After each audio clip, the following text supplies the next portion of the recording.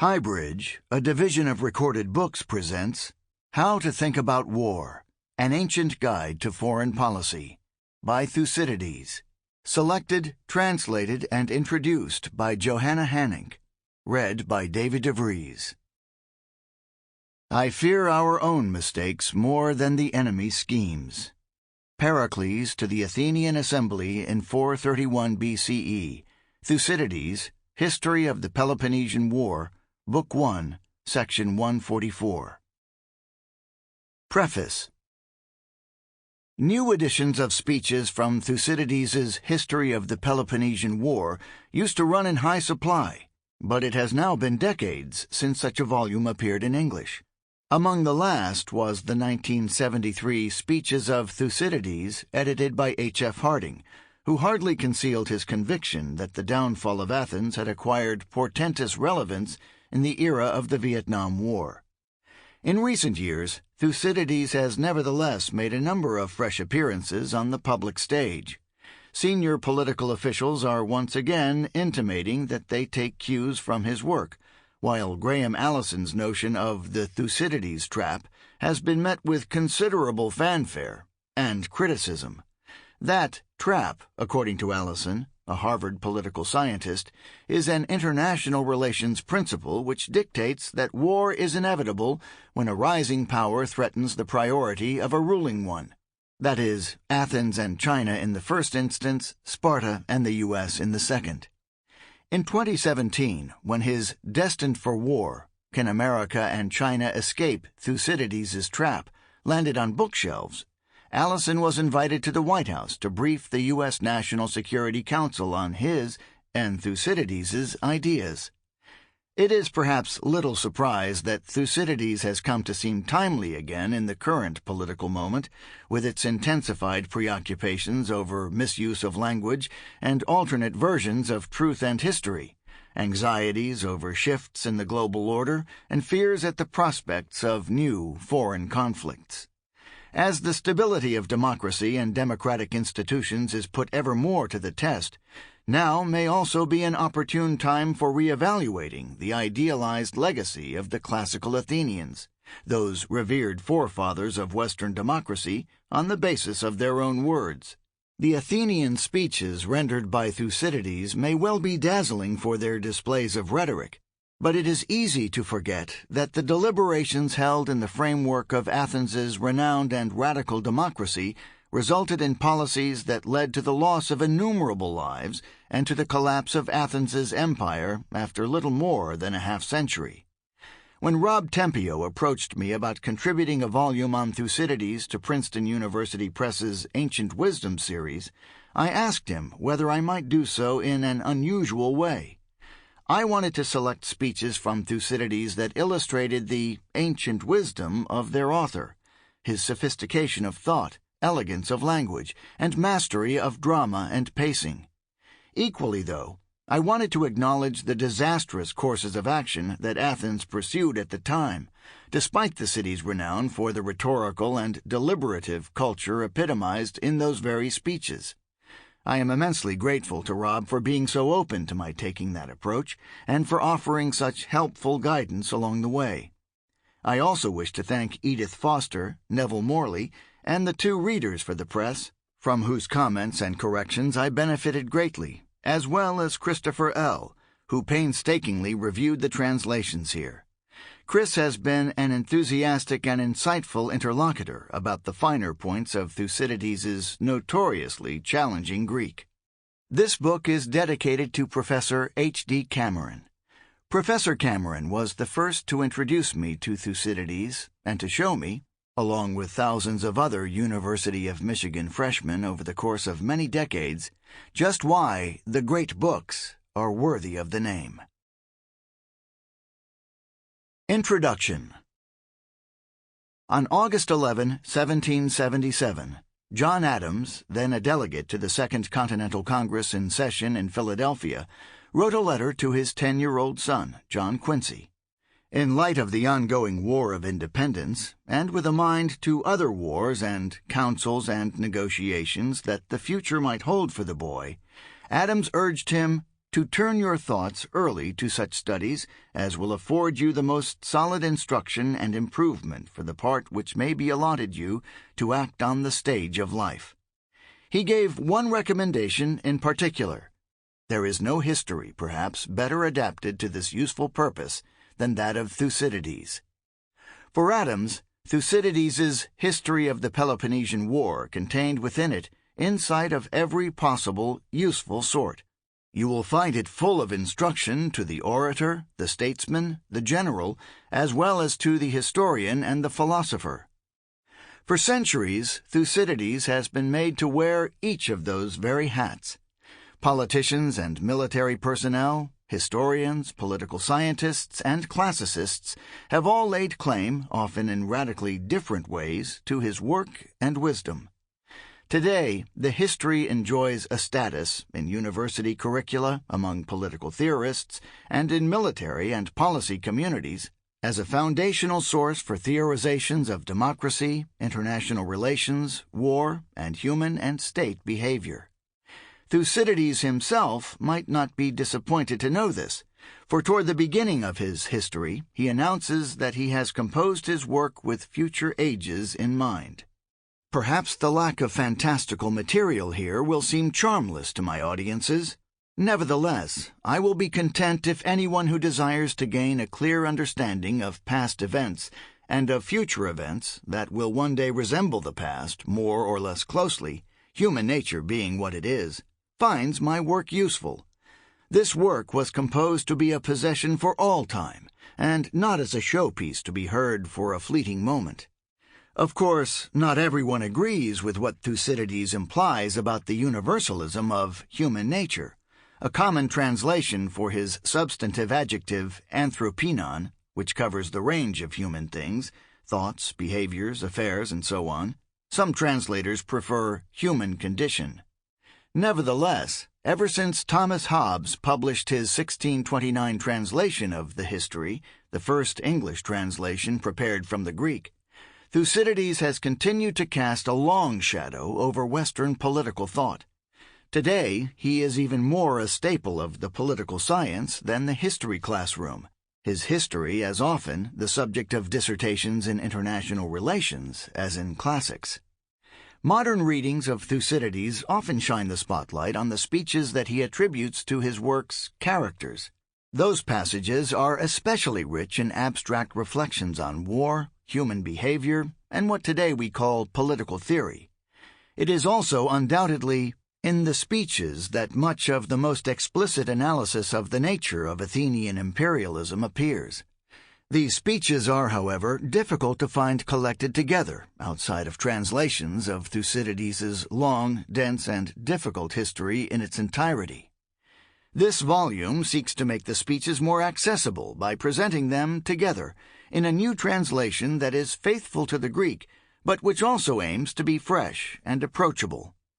Here readers will find all of the speeches delivered before the Athenian assembly: on justifying a war, Pericles' first war speech; on holding the course, Pericles' last speech; on realpolitik, the Mytilenean debate; and on launching a foreign invasion, the Sicilian debate, as well as the two best-known passages of the history as a whole: Pericles' funeral oration, on dying for your country, Pericles' funeral oration, and the Melian dialogue, on ruthlessness, the Melian dialogue.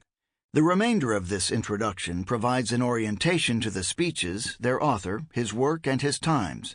The last section will briefly discuss Thucydides' Athenian thesis and exceptional status in American political thought.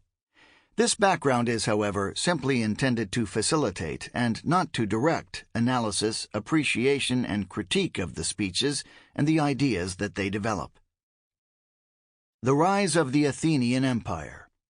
Each of the speeches in this volume contains remarks upon the origins, validity, and character of the Athenian Empire, the very thing that the Athenians gambled when they voted to enter into war with Sparta.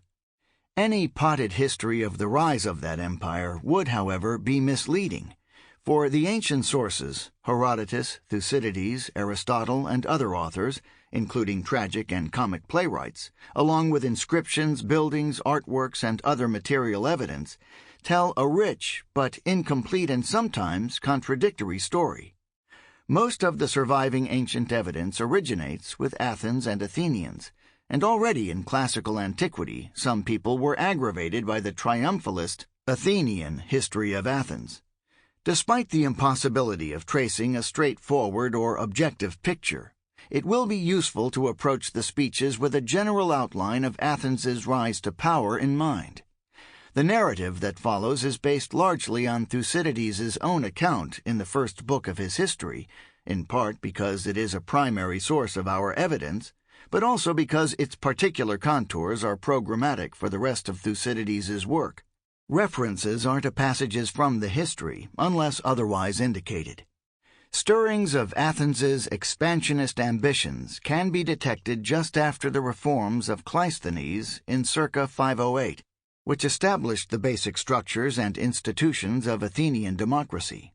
After a military victory on the nearby island of Euboea in 506, the Athenians sent settlers there to establish the city's first clerici, a kind of colony whose settlers owned the land but retained their Athenian citizenship, in the town of Chalcis. At the time, Athens was still politically insignificant. In his histories, late 5th century BCE, Herodotus recounts that when in the first years of the 5th century Athenian forces came to aid the coastal Ionian cities rebelling from Persian rule, the Athenians ethnically identified as Ionians, the Persian king Darius had to ask just who they were. Regardless of its historicity, the anecdote suggests that Athens's subsequent rise was perceived as rapid. True Athenian hegemony in the Aegean region seems to have originated in the immediate aftermath of the two failed Persian invasions of Greece, the first dispatched by King Darius, the second led by his son Xerxes. Decisive Greek victories in the summer of 479 at the battles of Plataea, in the Greek mainland region of Boeotia, and Mycale on the west coast of Asia Minor opposite the island of Samos, effectively ended the second Persian invasion of Greece, secured the liberation of the Greek Ionian cities, and turned the tide of war in the Greek coalition's favor. That coalition, the Hellenic Alliance, had been forged at a summit in Corinth 3 years earlier, just before Xerxes launched his attack on Greece. Following the victory at Mycale, the Spartans returned home, while the Athenians and other alliance members continued to engage the Persians. In Athens, work also began on rebuilding the city, which Xerxes and his forces had destroyed shortly after their victory in the 480 Battle of Thermopylae. Despite the Spartans' protestations, the Athenians rapidly reconstructed and expanded their city walls and finished fortifying the port of Piraeus. Thucydides ascribes these initiatives to the general Themistocles, the architect of the Greek victory at Salamis, who helped to begin establishing the empire by encouraging his compatriots to continue investing in their newfound naval supremacy. In 478, the Spartans sent the general Pausanias, who had led the Greeks to victory at Plataea, to command the still united Greek forces in attacks on Cyprus and Byzantium, a city on the site of modern-day Istanbul. Pausanias came under suspicion of Persian sympathies and, according to Thucydides, lost favor with the Ionian Greeks because he was violent. Just when the allies had asked Athens to assume leadership, Pausanias was recalled to Sparta to be investigated for acting more like a tyrant than a general. The Spartans dispatched another commander to replace him, but when he arrived he found that the Athenians had already taken charge. Thucydides explains that, at that point, the Spartans were content simply to return home, as they desired to be done with the war against Persia and thought that the Athenians were perfectly fit to take charge and were, at that moment, on good terms with them. According to Thucydides, the Athenians were thus invested with hegemony by the free will of the allies. This was the birth of what is now commonly known as the Delian League, a modern term for what was initially a confederation led by Athens. In administering the alliance, the Athenians instituted the office of the 10 treasurers of Hellas, who were to collect tribute from the allies to fund the League's charter purpose of avenging what they had suffered by laying waste to the lands of the king of Persia. These monies were at first kept on the island of Delos, an Ionian sanctuary dedicated to the god Apollo, where the League's meetings were held. Certain island powers, Chios, Lesbos, and Samos, contributed ships in lieu of monetary tribute. Within a decade or so, the alliance counted some 200 members. That number would eventually increase by half. Under the leadership of Cimon, an Athenian general and statesman, the League became increasingly aggressive in pursuing its founding aim of attacking the Persians. Supported by their allies, the Athenians gained full command of the Aegean Sea. Yet as Athenian power consolidated, resentment brewed among other members of the League. The allies might have entered of their own free will into a coalition with Athens, but leaving was now another matter. When the islands of Naxos and Thasos attempted to break free in the 460s, Athens violently suppressed the revolts and set a precedent for the approach that it would take toward its allies over the following decades. Athenian expansionism provoked the resentment of Sparta, and Thucydides records that a Spartan plan to invade Attica was foiled only by a major earthquake in 464. That earthquake in turn sparked a revolt of Sparta's serf population, the Helots, and when Sparta snubbed Athenian offers of assistance in putting down the revolt, tensions began to come to a head. By 460, Athens and its allies had entered into war with Sparta and the Peloponnesian League, an alliance that dated to the previous century. During the campaigns of the First Peloponnesian War, 460 to 446, the Athenians continued to maneuver against Persia in distant theaters, particularly Egypt, where they had been asked to aid the Egyptians in a revolt from the Persian Empire. The Persians, however, managed to quell that revolt and destroy most of the Athenian fleet. Hostilities between Athens and Sparta continued despite a 5 years' truce sworn in 451. Finally, in 446, Athens agreed to cede a number of territories back to Sparta, and the two sides agreed to the 30 years' peace. Athens continued, however, to come into conflict with its own allies, and in 440, a faction from the island of Samos attempted a revolt from the Athenian alliance. Byzantium followed suit. The Samian rebellion was crushed after the Athenians conducted a siege of 9 months, and both Samos and Byzantium returned as subject states to what by now was the Athenian Empire, in Greek, the Archy.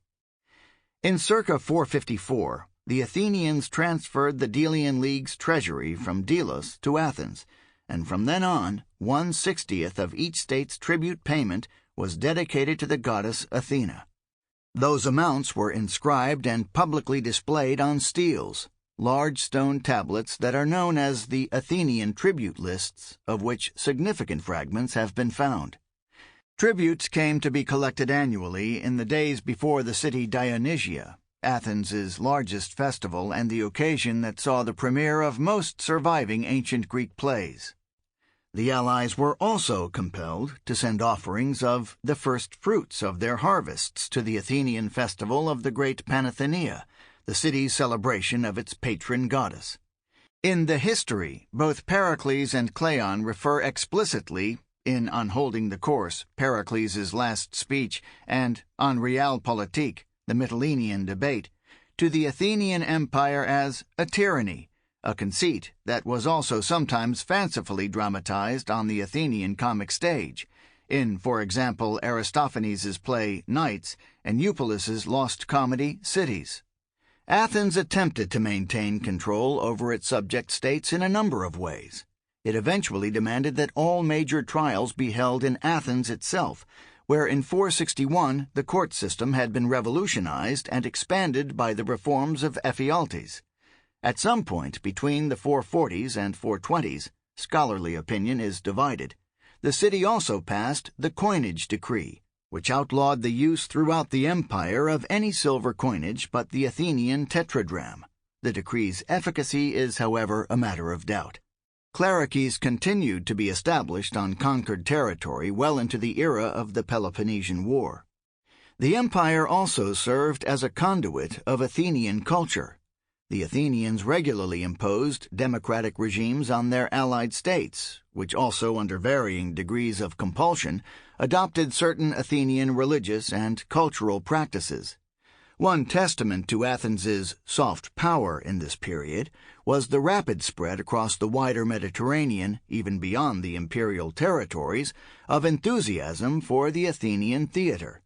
The sheer size and complexity of the empire, and of Athenian approaches to managing it, made for an enormous bureaucracy, much of which was administered by highly skilled public slaves. The figure that dominated the middle decades of the 5th century in Athens was Pericles, an aristocrat, politician, and immensely successful general. Thucydides' esteem for Pericles' talents as a politician is on display in his obituary for him in Book 2 of the History.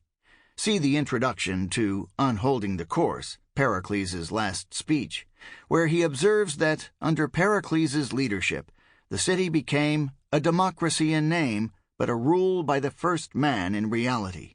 There, Thucydides also attributes Athens's ultimate loss in the war to the mistakes of Pericles' successors, who devoted their efforts not to the city's best interests, but to their own populistic jostling.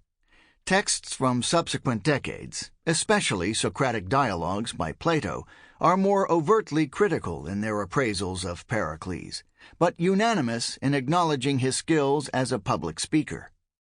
Pericles is credited with launching the city's massive building program of the 440s and 430s, about which Thucydides is notoriously silent. It often has been assumed that Delian League monies were appropriated for the program, though that view has lately been questioned. Regardless of the actual funding source, these lavish structures, the Parthenon among them, serve to proclaim Athens' status as an imperial city. Sparta, on the other hand, remained an unwalled assemblage of villages throughout the 5th century. Early in his history, Thucydides reflects that if Sparta were to disappear, later generations would forget just how mighty it had been.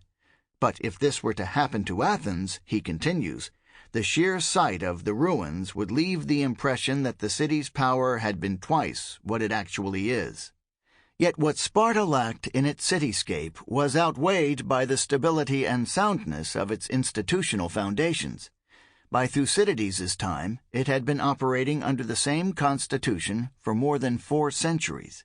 In the history, Spartan moderation, adherence to tradition, and contentment with quiet peace are made to stand in sharp relief against Thucydides' portrait of Athenian rashness, innovation, and restlessness.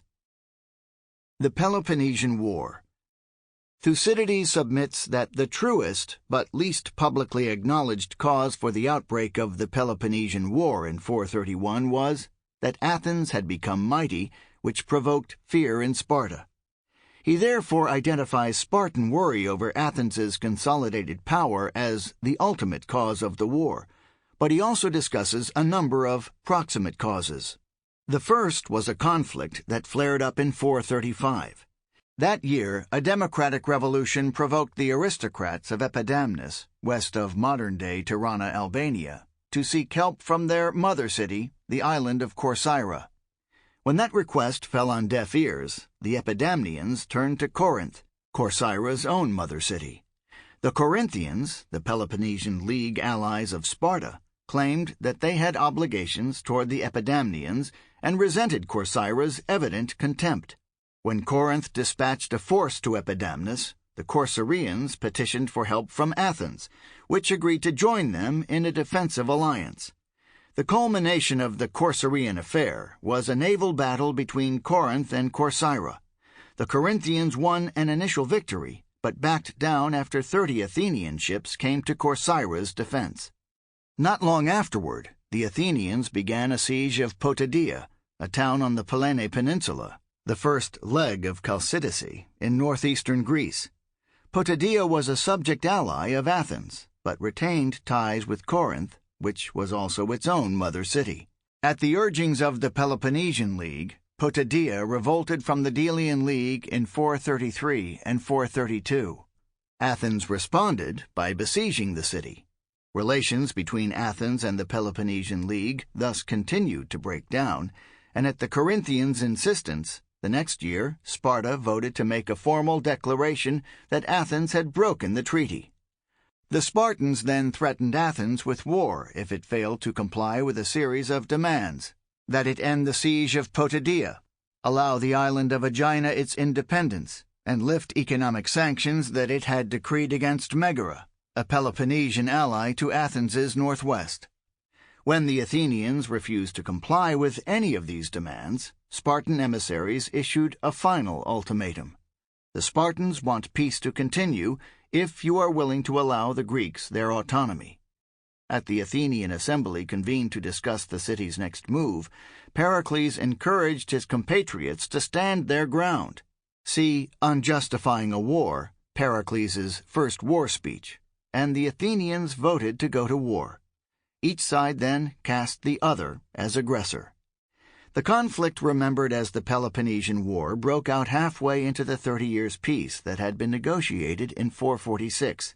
It unfolded in at least 3 discrete phases, yet Thucydides himself casts his history as the history of a single war, and with reference to that war as a whole, claims at the start of his work that he began to write in the belief that it would be a massive one and more noteworthy than those that had come before. He also notes that before the war was over, all Greece had been forced to take sides.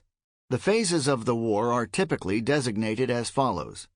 1. The Archidamian War, named for Archidamus II, king and general of Sparta, and known to Thucydides as the 10 Years' War, 431 to 421. This phase ended with an inconclusive Athenian victory and the unsteady Peace of Nicias. 2. The Sicilian Expedition, 415 to 413, which resulted in catastrophe for Athens. 3. The Deucalian War, so called for the Peloponnesians' hostile fortification of Deucalia in the region of Attica, where Athens was located, and known to Thucydides as the Ionian War, 413 to 404. This phase ended with Athens's definitive surrender. Thucydides lived to see the end of the war. See below Thucydides and his history, but his narrative breaks off in 411.